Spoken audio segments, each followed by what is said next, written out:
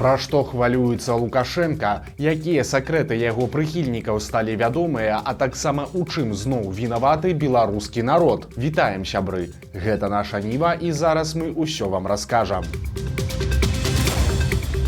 Лукашенко перажывае пра прэзідэнцкія выбары, а яны пройдуць у Беларусі ўжо праз год, не пазней за 20 ліпеня 25 года. На гэтую тэму Лукашенко пагаварыў з пераемнікам Лідіяй Ярмошынай, кіраўніком цэнтрвыбаркама і камуністам Ігарам Карпенкам.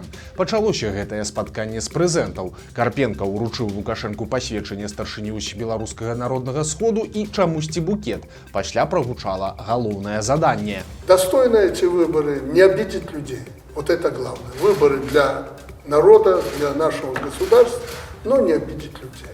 Але што гэта значыць да канца, праўда, незразумела. Калі незадаволеных фальсіфікацыямі збіваюць і катуюць сілавікі, а пасля яшчэ і судзяць за пратэсты, гэта ўжо значыць крыўдзіць людзей ці яшчэ не. Прычым Лукашенка таксама падкрэсліў, што на яго думку перыяд пасля выбараў 20-го года ён і яго сістэма прайшлі паспяхова, таму і наступныя выбары мусяць, па словах Лукашэнкі, прайсці так, каб камар носа не падтачыў. Праўда, і камары там будуць таксама прызначаныя. Наўрад ці беларускія улады дапусцяць сачыць за выбарамі міжнародных назіральнікаў з дэмакратычных краін. Лукашенка ўсё ж умее вучыцца на сваіх памылках, таму метадычна і знішчае ўсё жывое цягам апошніх гадоў.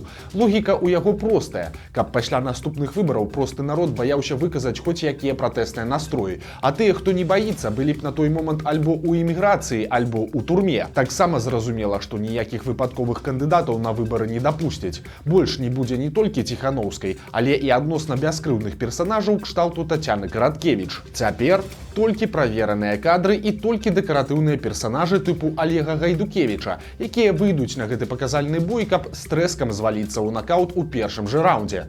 Лукашенка падбярэ сабе такіх апанентаў, якія спачатку будуць старанна імітаваць канкурэнцыю, а пасля так жа старанна віншаваць Лукашенку з намаляванай перамогай. Затым, па традыцыі, гэтыя мужчыны для біцця атрымаюць нейкія няпыльныя пасады ў якасці падзякі за ўдзел у спектаклі. Але гэта ідэальны план Лукашэнкі. Што ж будзе ў рэальнасці, загадваць не станем. Усё ж 20-й год навучыў і таму, што часам жыццё выдае непрадказальныя павароты.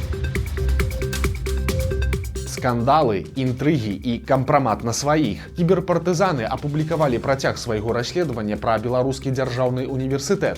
Цяпер аб'ектам расследавання стаў рэктар БДУ Андрэй Кароль. І вось якія цікавыя факты накапалі хакеры. У 2021 годзе Кароль падаў заяву на будаўніцтва трохпакаёвай кватэры ў сталічным мікрараёне Лошыца, але атрымаў адмову. Чыноўнікі патлумачылі, што на сям'ю з 2 чалавек без дзяцей трохпакаёвая кватэра гэта занадта. Але Кароль не спыніўся і задзейнічаў свае сувязі. У тым ліку звярнуўся да тагачаснага міністра адукацыі Ігара Карпенкі, каб той накіраваў ад свайго імя прашэнне на самы верх. Хакеры выклалі адзін з варыянтаў гэтага ліста на імя Лукашэнкі, у якім сярод заслуг рэктара прыводзяцца палітычныя чысткі ва ўніверсітэце. У дакуменце адкрыта адзначаецца, што Кароль, цытата, праводзіць паслядоўную кадровую палітыку, накіраваную на заняцце пасадаў толькі людзьмі, якія поўнасцю падзяляюць ідэалогію беларускай дзяржавы. Як прыклад, з кастрычніка 20-го года з 21 супрацоўнікам разарваныя працоўныя кантракты, 79 асобамі дэманстратыўна скарочаныя працоўныя дамовы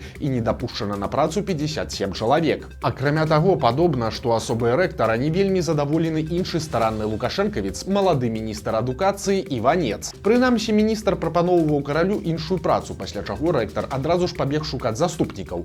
Ён паскардзіўся адной з самых набліжаных да Лукашэнкі чыноўніц Наталіі Качанавай. У выніку, прынамсі пакуль, Кароль застаецца на чале БДУ. Таксама ў відэаверсіі расследавання кіберпартызан прыводзіцца некалькі аўдыязапісаў. Як сцвярджаюць хакеры, на іх Кароль спрабуе арганізаваць сачэнне за дэканамі ў непрацоўны час з дапамогай спецслужбаў. Таксама рэктар адкрыта абражае іншых супрацоўнікаў БДУ і заяўляе пра намер сабраць на іх кампрамат або звольніць некаторых праз ціск і маніпуляцыі. Прычым звальненнямі Кароль пагражае нават тым, хто разам з ім датычны да рэпрэсій ва ўніверсітэце. Таксама сталі вядомыя погляды рэктара і на вайну, і на жыццё ў цэлым. У злітых перапісках Андрэй Кароль абразліва называе украінцаў словамі, якія мы не будзем агучваць. Перажывае, што расіяне адступаюць на фронце, а таксама падобна верыць ва ўсемагутны і сакрэтны сусветны ўрад пад кіраўніцтвам, канешне ж, амерыканцаў. Лукашенко – класік беларускай літаратуры. Гучыць абсурдна, але гэта пакуль. Беларускі праўладны саюз пісьменнікаў загарэўся новай ідэяй. Яны вельмі хочуць выдаць збор твораў Лукашэнкі і пасля прыняць яго самога ў свой саюз. З такой прапановай на прэс-канферэнцыі ў Мінску выступіў Валерый Шумілаў, які назваўся навуковым публіцыстам. На яго думку, Лукашэнку, улічваючы яго публіцыстычную дзейнасць, неабходна прыняць у саюз пісьменнікаў. Гэта падтрымалі і іншыя прысутныя. Нават выказалі ідэю, як гэта зрабіць. Вось цытата Мікалая Чаргінца, ганаровага старшыні таго самага саюза пісьменнікаў. Да гэтага пытання трэба умела падысці. Трэба, каб у адміністрацыі Лукашэнкі яму падалі гэтую ідэю і сказалі: «Александр Рыгорович, бярыцеся за кнігі, яны вельмі патрэбныя народу». Канец цытаты. То бок, калі вы не да канца зразумелі, прыхільнікі Лукашэнкі збіраюцца хітрымі спосабамі угаворваць Лукашэнку стаць пісьменнікам, ну ці хаця б даць дабро на друк нейкіх яго публіцыстычных твораў. Але тут увогуле не зразумела, пра што гаворка. Калі гэта пра публічныя выступы Лукашэнкі, то цікава, ці увойдзе ў зборнік яго бессмяротная прамова пра абасраных кароў.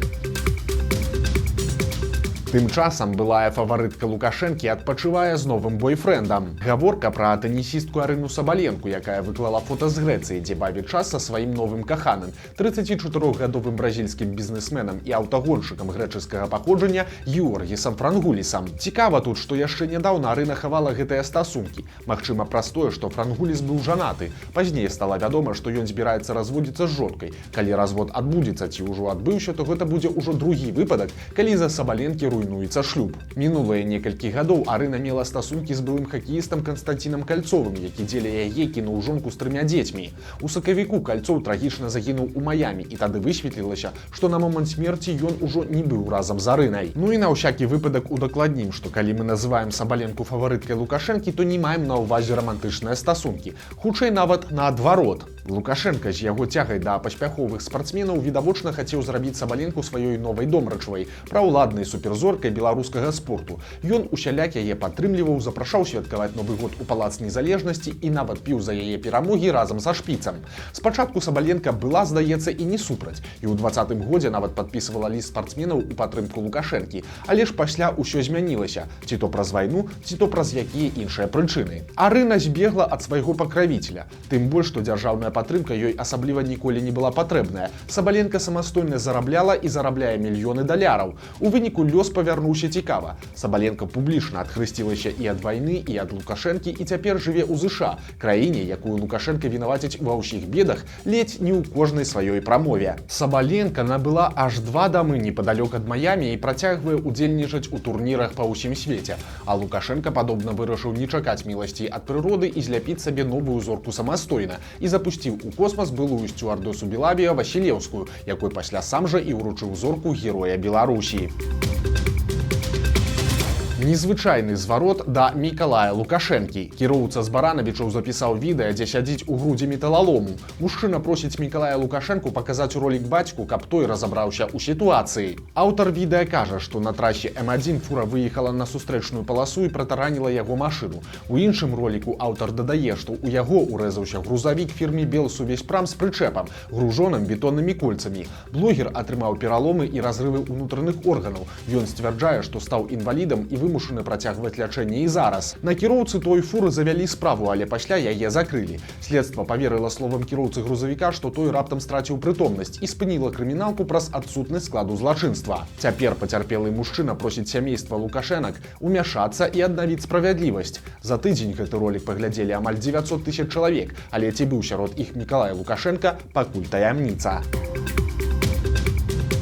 Прыйшоў да дактароў, а трапіў да сілавікоў. Малады Мінчук прыйшоў у сталічную бальніцу нумар 5 у звычайным летнім строі, маечка і шорты. У выніку проста ў прыёмным пакоі хлопцы і затрымалі. Прычынай стала татуіроўка на назе. Там быў набіты герб пагоня. Суд вырашыў, што голыя ногі хлопца былі, цытата, пікетам без дазволу Мінгарвыканкама, падчас якога ён дэманстраваў грамадзянам татуіроўку з пагоняй. Вырак чакана абсурдны і чакана сумны. Хлопца прызналі вінаватым у парушэнні парадку правядзення масавых мерапрыемстваў і выпісалі яму арышт на 7 сутак. І гэта ўжо не першы такі абсурдны прысуд. Раней мінімум 2 беларусаў судзілі за тое ж самае. Іх нацыянальныя татуіроўкі суд таксама палічыў пікетам, на які не давалі дазвол чыноўнікі.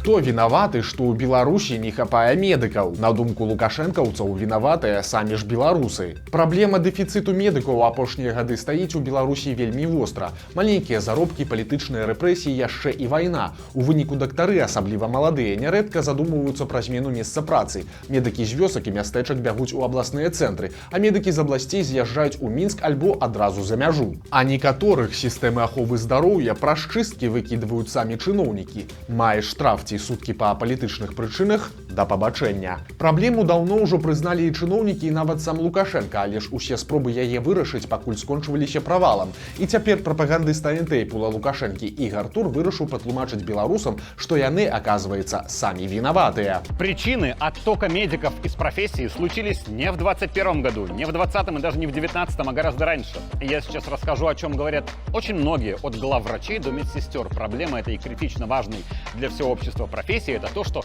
медики постоянно вынуждены перед кем-то оправдываться и без малого каждый день объясняться, как они лечат и правильно ли они это делают. С одной стороны, в том, что у врачей пропадает желание лечить, виноваты мы, пациенты. На думку Тура, галоўная праблема беларускай медыцыны — гэта нахабныя пацыенты, якія чапляюцца да дактароў і пастаянна пішуць на іх скаргі. У астатнім жа ўсё ціп-топ. Паказальна тут і яшчэ вось што. Традыцыя скардзіцца на кепскі народ — гэта даўняя звычка Лукашэнкі, і цяпер, як бачым, прыёмы начальства пераймаюць і лукашэнкаўцы больш дробнага калібру. І калі іх не адзёрнуць зверху, то гэта працягнецца і будзе нават нарастаць, бо логіка ў прапагандыстаў простая: калі не б'юць па руках, значыць дазволена. Дзіўная гісторыя. Вясковец пабіў свайго госця, той памёр, а агрэсара нават не пасадзілі ў турму. Але як так можа быць? У Нараўлянскім раёне выпівалі двое мужчын, і працяг стандартны: сварка, пасля бойка, затым гаспадар хаты пакінуў свайго пабітага сябра на падлозе, а сам пайшоў спаць. На раніцу аказалася, што госць ужо не жывы, але ж гаспадара выратавала судова-медыцынская экспертыза. Яна паказала, што госць сканаў не ад збіцця, а ад атручвання этылавым спіртам. Прасцей кажучы, столькі выпіў, што ад гэтага і памёр. Праўда, агрэсара ўсё роўна судзілі, але не за забойства, а за катаванні. Мужчына атрымаў 2 гады хіміі і штраф у 2000 рублёў. Чыноўнікі пачалі пільна цікавіцца украінцамі, якія пераехалі ў Беларусь пасля 2014 года. На Гомельшчыне па установах адукацыі разаслалі спецыяльны дакумент. Пра гэта піша выданне «Флагшток». Цяпер школы, каледжы і універсітэты мусяць перадаць чыноўнікам звесткі пра тых сваіх работнікаў, якія пераехалі з Украіны пасля Еўрамайдана. З чым звязаная такая цікавасць, пакуль не ясна. Тым больш, што чыноўнікам ад адукацыі лагічней было б звярнуцца з такой інфармацыяй у міліцыю, бо там дакладна пра гэта ведаюць. Таксама крыніцы Флагштока кажуць, што цікавасць у міністэрства адукацыі маецца і да вучняў з Украіны. Установам адукацыі цяпер неабходна апавяшчаць чыноўнікаў і пра навучэнцаў, якія паступілі пасля расійскага ўварвання ва ўкраіну. Як зацягваюць людзей беларускія балоты? Блогер паказаў на ўласным прыкладзе. Мужчына залез у балота ельні і паказаў, што любы рух толькі зацягвае яго ўніз, дзе фактычна няма дна. Вот сейчас я стою, не дергаю. Вот, я стою, она меня держит. Да. Она держит меня по всем контуру ног. Да. Но как только я делаю вот так, да, я проваливаюсь, и дна нету до сих пор. Да. Вот, под ногами пустота. А выбираться вот ты. Когда ты чуть-чуть поднимаешься, тебя опять эта биомасса захватывает вверх.